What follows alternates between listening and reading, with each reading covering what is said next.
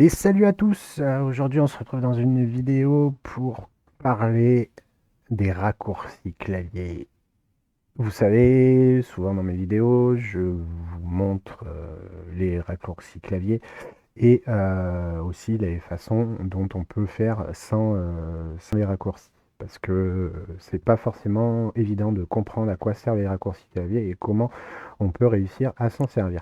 Donc, pour commencer, ce que moi je vais vous montrer, c'est les raccourcis clavier que j'utilise le plus souvent. Pas forcément tous les raccourcis clavier, parce que sur Photoshop, il y en a quand même énormément, mais comment moi j'utilise le clavier pour pouvoir créer plus rapidement.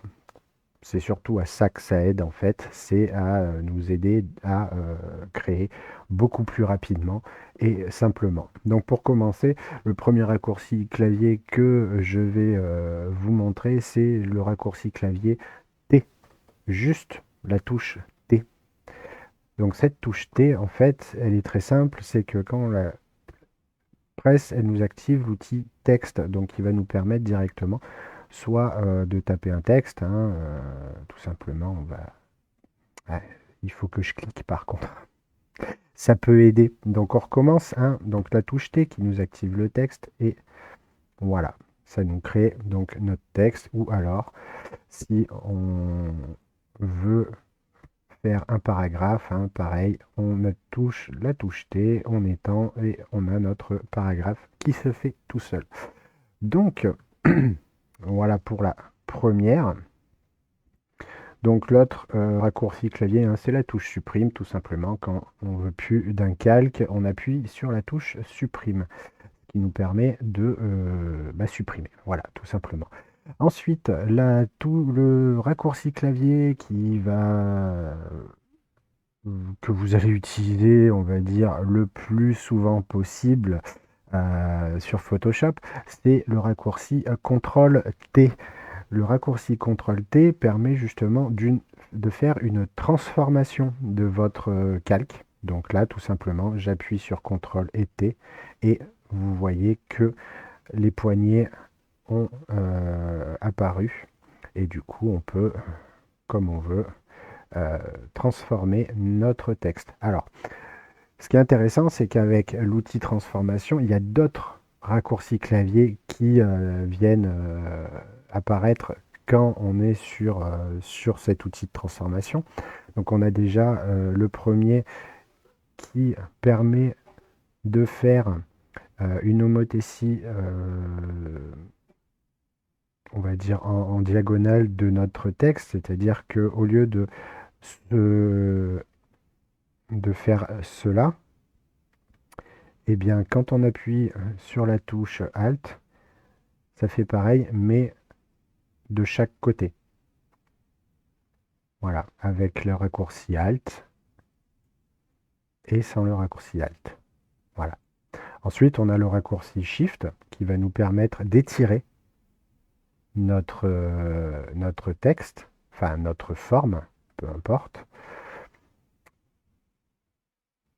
Ce qui va nous permettre ensuite de pouvoir nous amuser justement avec notre forme, à lui donner vraiment une dimension différente de ce qu'on a d'habitude.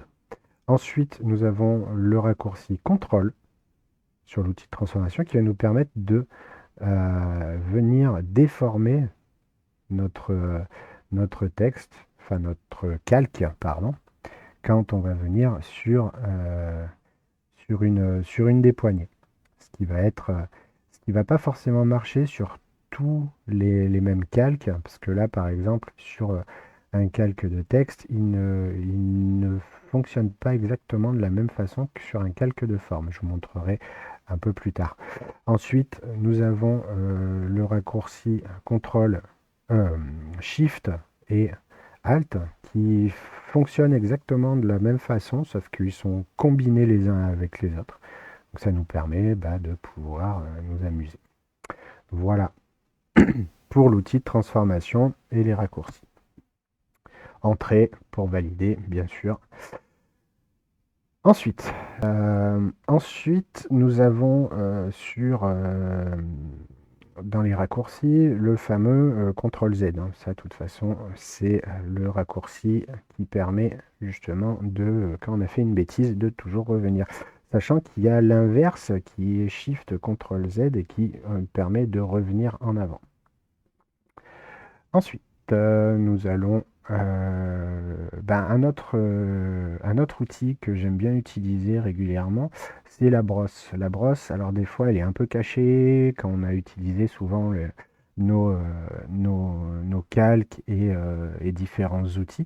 Donc, le raccourci clavier pour la brosse, c'est la touche B, tout simplement. Et cette touche B, nous permet d'avoir accès directement à la brosse. Comme vous voyez, ça a activé donc notre outil brosse et du coup on va pouvoir venir s'amuser à faire des choses avec la brosse, hein, tout simplement. Ensuite, quand on utilise la brosse, des fois, comme si vous avez pu voir sur certaines vidéos, j'utilise souvent la brosse avec le noir ou le blanc. Donc généralement, c'est pas sur le même calque, mais là pour la démonstration et pour comment on appelle ça? L'exemple, je vais le faire sur le même calque. Donc généralement, voilà, on utilise du noir, puis après on utilise du blanc. Alors c'est un peu long des fois d'aller en bas et de choisir le blanc, etc. Moi, ce que j'utilise, c'est la touche X qui permet de changer justement la couleur en bas et nous permettre d'aller directement à faire du blanc. Voilà. Autre raccourci clavier qui va nous permettre souvent de changer l'apparence de certains de nos images dans certains cas, c'est le raccourci clavier CTRL-I. Alors, le raccourci clavier CTRL-I, ça nous met notre image en négatif. Je vous montre CTRL-I. Voilà, ça nous a mis l'image en négatif. Il faut savoir que ce raccourci, CTRL-I, nous permet justement, quand on a des masques de fusion, des choses comme ça, si par exemple je veux mettre un masque de fusion, le masque de fusion apparaît toujours blanc. Donc pour cela, je le mets en CTRL-I et ça nous permet de pouvoir effacer directement notre sélection pour pouvoir la faire apparaître par la suite. Si j'ai envie de la faire apparaître, exactement, ça fonctionne exactement de la même façon. CTRL-I, voilà. Ensuite, par exemple, donc, il y a un autre raccourci que j'aime bien utiliser généralement, c'est le raccourci CTRL-clic sur la vignette, ce qui nous permet de sélectionner l'élément présent dans notre vignette, ou du moins sa forme. J'appuie sur CTRL, on voit justement que le curseur change, on clique dedans et ça nous sélectionne notre forme.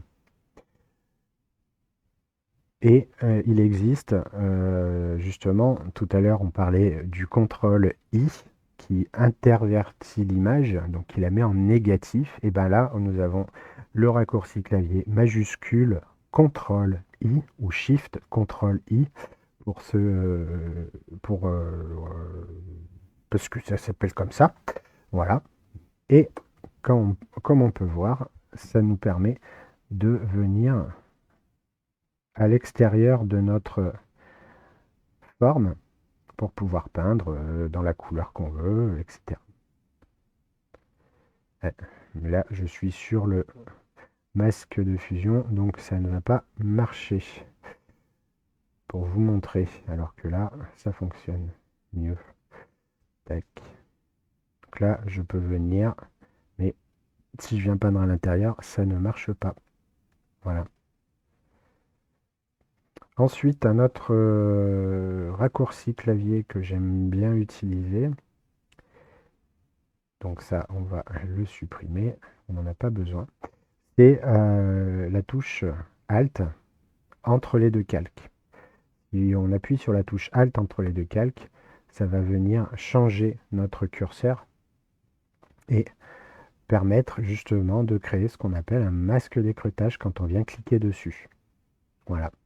Après, vous pouvez vous amuser hein, à faire ce que vous voulez, donner des effets, etc. Voilà pour une partie des premiers raccourcis clavier que j'utilise pour la création. Donc après, il en existe toute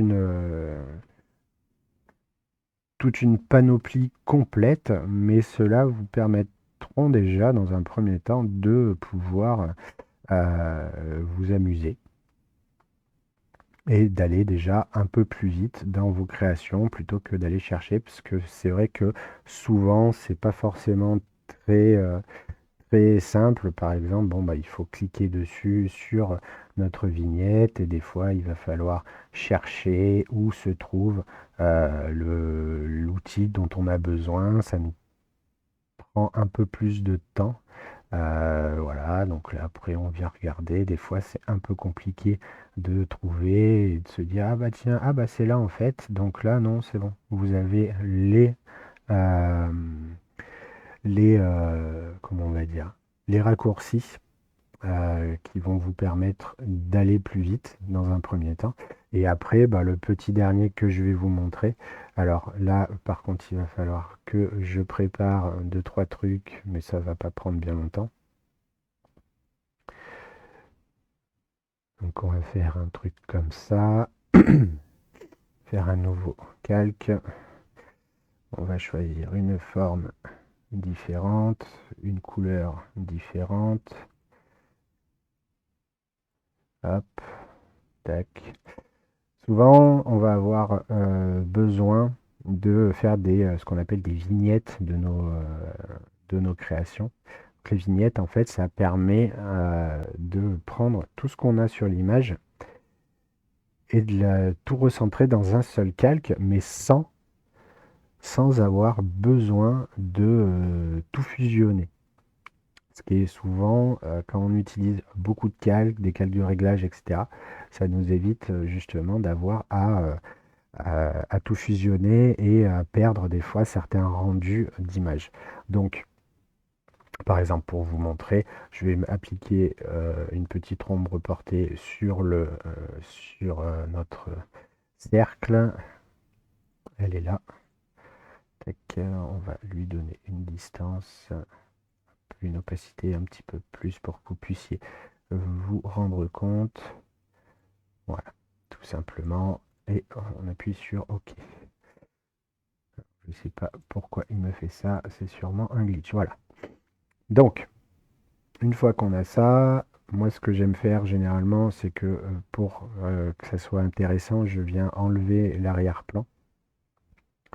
Et là, on va appliquer le raccourci clavier qui fait très mal au doigt, parce que c'est une combinaison de 4 touches. Et c'est Shift, Ctrl, Alt et E. Et comme vous pouvez voir, ça m'a fait une nouvelle vignette qui est ici, qui a combiné en fait tous les calques dans un seul. Et après, bien sûr, je peux venir réafficher les autres calques sans incidence. Voilà. Donc, Shift, Ctrl, Alt et E, je peux vous assurer que euh, ce raccourci clavier, je l'utilise énormément. Il me sert assez souvent et ça m'a sauvé la vie plusieurs fois sur certaines créations où quand ça commence à devenir un peu brouillon, on utilise ce raccourci clavier et ça nous sauve bien pour certaines choses. Donc voilà, j'espère que cette petite vidéo était un peu différente que les autres, donc du coup, je comprends que j'espère que ça vous aura servi un petit peu justement à comprendre comment fonctionnent les raccourcis clavier. Et servez-vous-en, abusez-en, et surtout, n'oubliez jamais ce dernier raccourci clavier qui est le CTRL S, s'il vous plaît. Toujours. Il vous sauvera la vie celui-là aussi. Allez, soyez bien créatifs et puis on se retrouve bientôt et amusez-vous bien.